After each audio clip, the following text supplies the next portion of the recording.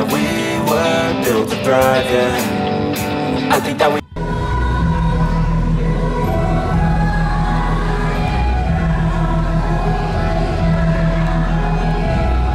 Dạ vâng, ban tổ chức trân trọng giới thiệu keo vật của giải nhất nữ giữa hiện tướng quốc gia, nhà vô địch 2 kỳ SEA Games, vận động viên Đoàn Thị Kim Anh đến từ đơn vị Thừa Thiên Huế, người đi thắng gặp vận động viên Nguyễn Mỹ Tiên đơn vị Quảng Trị xin keo. Mời vận động viên cảm lạc của cuộc thi đấu.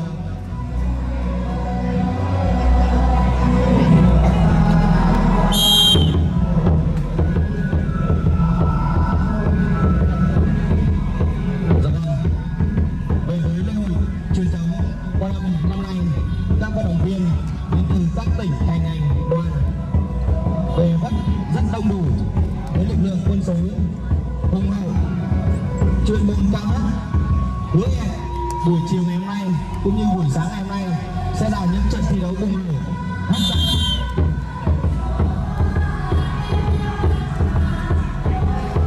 Cũng có rất nhiều các tiêu chí quốc gia về chung vui với hội như vận động viên Hà Văn Hiếu, biệt danh là đứa khổng lồ, nặng 129 kg và cao 1m97. Buổi chiều ngày nay cũng sẽ về chung vui với hội danh đô Hoàng Văn Nam, nhà vô địch của 3 kỳ SEA Games. Buổi chiều ngày hôm nay cũng sẽ về với hội danh đô Nguyễn Hồng Kỳ, nhà vô địch 3 kỳ SEA Games. Buổi chiều ngày hôm nay cũng tham gia tranh tài ở nội dung thi đấu giải. Vậy một lần nữa thay mặt cho ban tổ chức xin được trân trọng kính mời toàn thể nhân dân cũng như quý khách thập phương chúng ta cùng trở về trung tâm sới vật theo dõi cổ vũ động viên cho các danh đô, các kiện tướng quốc gia tham gia tranh tài ở các nội dung thi đấu giải từ buổi sáng ngày mai cũng như buổi chiều ngày mai.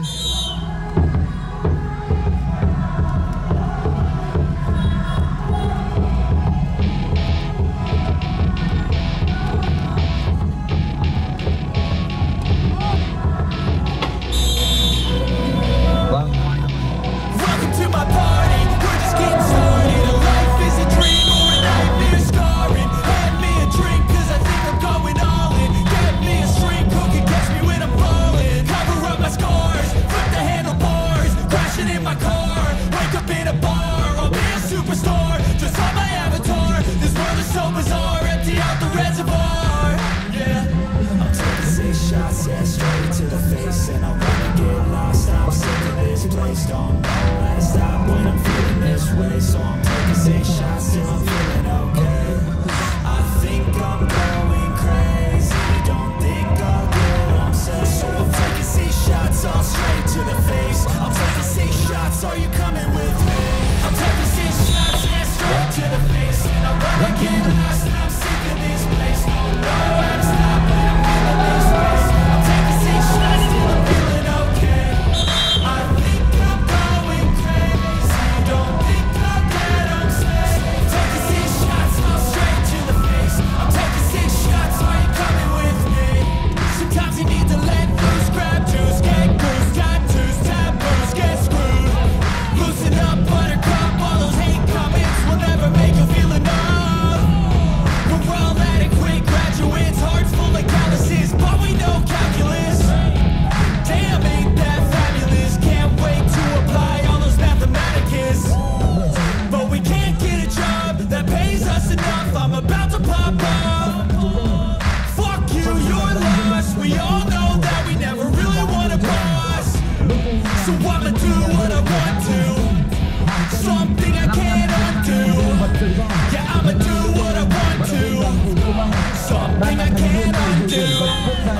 tập trung tại trung tâm huấn luyện quốc gia 1 Nhổn chuẩn bị cho kỳ SEA Games thứ 4 tại Thái Bình. Năm nay nhận lời mời của ban tổ chức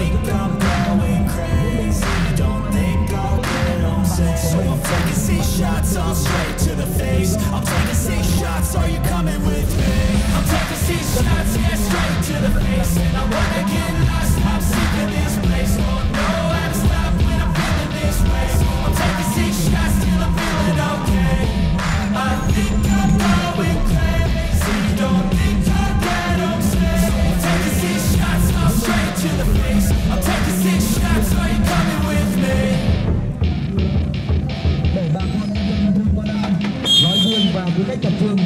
hội thôn Quan Âm nói chung được thưởng thức trình độ chuyên môn của mình với đẳng cấp của mình. Lữ đồ Đoàn Thị Kim Anh đang gặp một trở ngại không hề nhỏ trước đàn em Mỹ Tiên sinh ra và lớn lên tại quê hương thành cổ Quảng Trị xa xôi, vượt hơn 800 km về với quê hương Đông Anh, đến với Bắc Hồng và về với số phận thôn Quan Âm. Trời đã sinh cho anh xong còn sinh ra Tiên để hôm nay hai lữ đồ gặp nhau tại số phận thôn Quan Âm. Xin quý vị cũng đã thưởng cho hai lữ đồ xinh đẹp tài giỏi một tràng pháo tay để cổ vũ tinh thần thi đấu của hai lữ đồ. Hiện nay thời tiết đang rất ủng hộ. Trọng tài nhắc hai đô không chọc ngón tay vào mặt và vào mắt của nhau. Đây hai đô bắt tay nhau. Đề nghị 100 cơ động thuộc trung đoàn cảnh sát cơ động Hà Nội được ban tổ chức chúng tôi mời về làm nhiệm vụ bảo vệ an ninh khu vực sinh vật, gia tạo sinh vật để chuẩn bị làm nhiệm vụ. Khu vực sinh vật đã chuẩn bị nóng lên rồi. Hai judo thi đấu với cái đầu lạnh, thi đấu môn tập dân tộc là môn thể thao thi đấu đối kháng trực tiếp, sẽ không tránh khỏi những va chạm.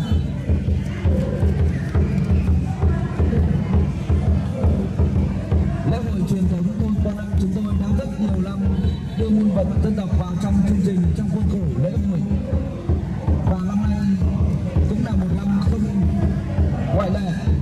Giải và cơ cấu giải thưởng mỗi năm một lớn, một giải nhất lang trị giá 12 triệu đồng. Vâng, xin mời hai lữ đồ tạm nghỉ phút nhất tiếp tục vào thi đấu hiệp 2.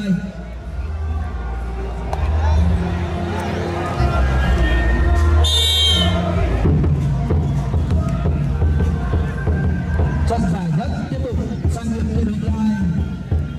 Trận thi đấu giải nhất này theo số chuyên môn chúng tôi đánh giá hai lữ đồ thi đấu phải 8 đến 12 hiệp, tương đương với một trận quyền Anh Nhật Dư tái hiện lại thời hoàng kim của Phan Thanh Sơn và Holyfield, hai vận động viên nổi tiếng của môn quyền Anh Nhật Dư, thi đấu 12 hiệp, nhưng đó là nội dung quyền Anh.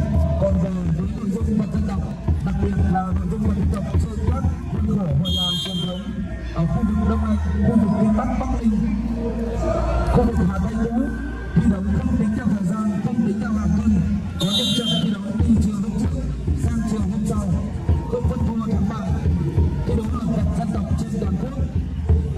Theo Hội Liên đoàn Việt Nam biên soạn sửa đổi bổ sung và xuất bản năm 2021 sẽ thi đấu 5 hiệp, sẽ thi đấu 2 hiệp, mỗi hiệp là 5 phút. Trong hiệp 1 không đô nào thắng thua, các đô sẽ nghỉ 1 phút thi đấu hiệp 2. Trong hiệp 2 không đô nào thắng thua, không đô nào bị nhắc nhở cảnh cáo, sẽ nghỉ 30 giây thi đấu một hiệp phụ 4 phút. Trong hiệp phụ 4 phút không có đô nào thắng thua, không đô nào nhắc nhở cảnh cáo, trọng tài sẽ dùng cân để kiểm tra trọng lượng của hai đô. Đô nào nhẹ cân hơn đô đó sẽ thắng thua. Nhưng đó là luật của các giải toàn quốc, những giải vô địch vật dân tộc, giải cách đài quốc gia, giải trẻ vật dân tộc quốc gia. Còn về với lễ hội thôn Quan Âm chúng tôi, các lữ đồ cũng như các nam đô thi đấu không tính theo hạng cân, không tính theo thời gian. Muốn toàn thắng giải nhất, giải nhì, giải ba, các lữ đồ cũng như các nam đô phải thắng liên tiếp 3 đối thủ. Vâng, Đô Phan Phan Bắc Thành đã về thay quần áo ra sân. Lữ đồ Lý Dương chuẩn bị theo phương chọn.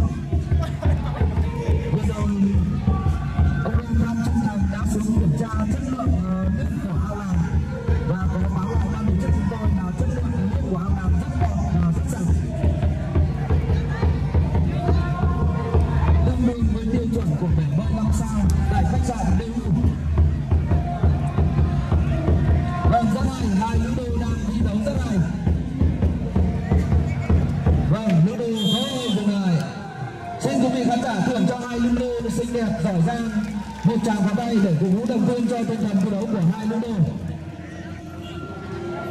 Phụ nữ Việt Nam trong thời chiến Trung Đông, Bắc Quốc, đảm đang ở Thái Bình, cùng với gia đình chồng con và rất giỏi giang là thế hệ của con cháu bà Trinh, bà Triều.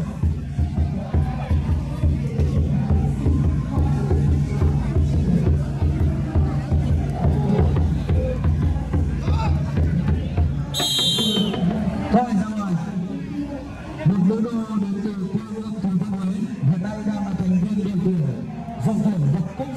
Nam tập trung tại trung tâm huấn luyện thể thao quốc gia 1 Đoàn Thị Kim Anh, người đeo đai đỏ, đang gặp một tài năng trẻ của môn vật tự do, nữ vật Mỹ Tiên, mã đôi vật Mỹ Tiên, sinh ra và lớn lên tại thành cổ Quảng Trị, vượt hơn 800 km ra với quê hương Đông Anh. Và về với số phận thôn Quan Âm, ban tổ chức chúng tôi sẽ thấy ô tô Mỹ Tiên đã có lệ thường. Và với trình độ chuyên môn của mình, mặc dù trẻ hơn nữ đô Đoàn Thị Kim Anh, nhưng thi đấu vật dân tộc chỉ một sơ sẩy nhỏ là thua cuộc, không giống vật tự do và vật cổ điển. Thi đấu vật tự do, vật cổ điển các vận động viên sẽ thi đấu tính điểm, nhưng thi đấu vật dân tộc chỉ một sơ sẩy nhỏ thôi. Đội nữ đô Mỹ Tiên vừa rồi dùng kỹ thuật tốt rồi, nhưng đàm trì Đoàn Thị Kim Anh rất khôn khéo, tránh được đòn và sát sau đang khống chế làm thứ này rất khó cho nữ đô Đoàn Thị Kim Anh. Trời đã sinh theo anh sau còn sinh ra tiên, để hôm nay hai nữ đô gặp nhau tại dưới mặt thôn Quan Âm chúng tôi. Cùng những những kèo vật rất hay, rất quyết liệt, rất sẵn sàng, rất vô tư, với đúng tinh thần thể thao đoàn kết trung thực và cao thượng. Thi đấu rất fair và hay với cái đầu này.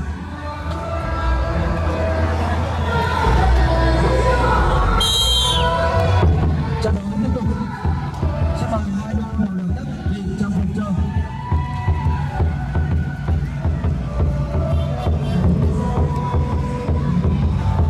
Hai vận động viên này theo giới chuyên môn chúng tôi đánh giá sẽ phải thi đấu ít nhất 6 hiệp mới có người thắng được thôi. Cả hai video đều là những vận động viên đang sinh hoạt tập luyện ở các câu lạc bộ vật nổi tiếng. Rồi bằng hai đứa tầm 10 phút, nữ đô Đoàn Thị Kim Anh từ sáng ngày qua đến sáng ngày hôm nay đã thi đấu. Trận thi đấu này là trận thi đấu thứ 6, đã thắng 6 đối thủ rồi.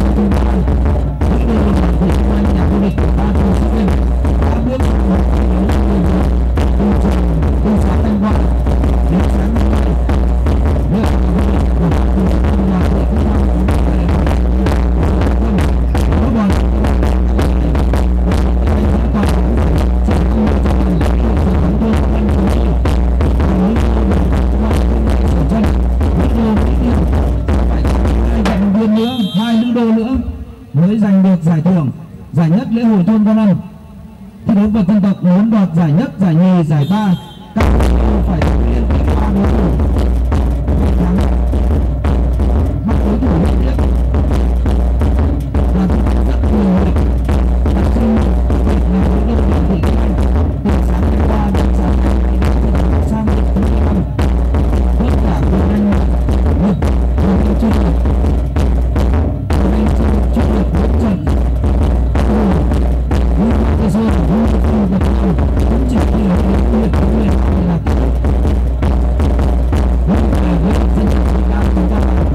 có hai cái rất đặc biệt. Cái đặc biệt thứ nhất là trước khi các nữ đô cũng như các nam đô vào thi đấu phải làm những nghi lễ xem. Cái đặc biệt thứ hai là thi đấu không tính theo thời gian, có thể thi đấu từ chiều hôm nay sang chiều ngày mai.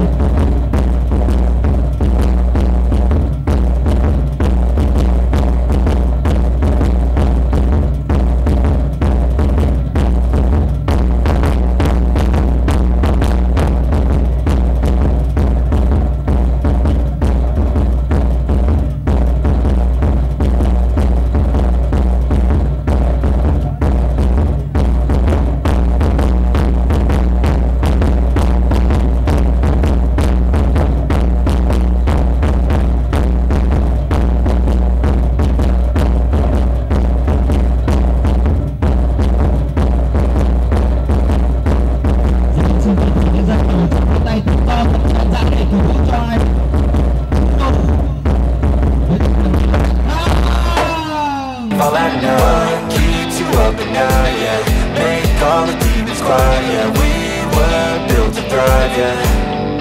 I think that we've all had enough, yeah, I think that we've all had enough. Sick of dealing with the old plan, they know that we're calling it wrong. You got me like, oh yeah, I think that we've all had enough. Sick of dealing with the old plan, they know that we're calling it wrong. It's too late to try to go contain it. A generation fueled by creation. We live lives on a small screen nation. We control the airwaves, no negotiation. I refuse to think we need saving. Something good will come from creation. And when we think that the world is too anxious, we'll adapt, evolve, survive and save it. What keeps you up at night, yeah? Make all the demons quiet, yeah. We were built to thrive, yeah. I think that we've all had enough. What keeps you up at night, yeah? Make all the demons quiet, yeah. We were built to thrive, yeah. I think that we've all had enough, yeah. I think that we've all had enough. Sick of dealing with the old plan, they know that we're calling it wrong. You got me like, oh yeah, I think that we've all had enough. Sick of dealing with the old plan, they know that we're calling it wrong. Hey, oh yeah, I think that we've all had enough.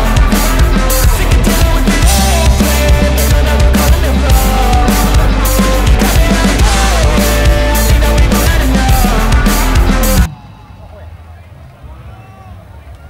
Như vậy thắng thua đã rõ. 12 vận động viên vào giữa sới chúng tôi công bố kết quả. Và như vậy nữ đô Đoàn Thị Kim Anh đơn vị Thừa Thiên Huế toàn thắng giải nhất. Xin chúc mừng nữ đô Đoàn Thị Kim Anh và xin được chúc mừng đơn vị Thừa Thiên Huế đã ghi tên mình trên bảng vàng quê hương Quan Âm chúng tôi năm 2024.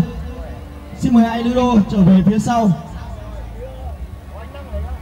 Vâng, đúng là không hổ danh là một nhà vô địch của 3 kỳ SEA Games hạng cân 55 kg nội dung vật tự do. Hôm nay từ sới vật toàn quốc, từ sới vật Đông Nam Á, từ đại hội thể thao Đông Nam Á về với sới vật thôn Quan Âm chúng tôi